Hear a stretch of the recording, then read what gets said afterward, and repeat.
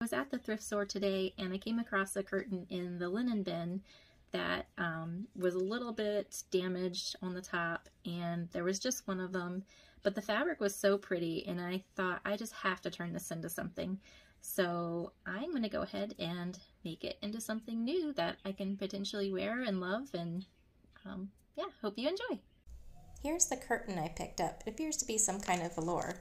After thinking about what pattern I want to use to make this, I settled on Estonia's pleated skirt. I think that will look so cute with this fabric. Start off by cutting out my pattern pieces using my projector. Decided to use this trim as the sash. I think it's going to work out, at least I hope so.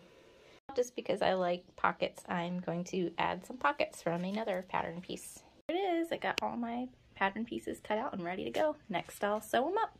What was left? Not much, just pretty much a bunch of scraps, so I got good use out of this curtain. I'm going to add the pockets. I already prepped them by serging around the edges to give them a nice finish on the inside, and then I'm just eyeballing and putting it about 2 inches down from the top. Flip this over and top stitch along the pocket. I'm going to sew the skirt pieces together. There's my little pocket. For the placket, I'm lazy, so I'm just going to finger press this. I'm going to sew those 2 faux plackets together. Together some trim and hem. Pleating time. Next, I'm going to attach the trim to the skirt. Doing some top stitching.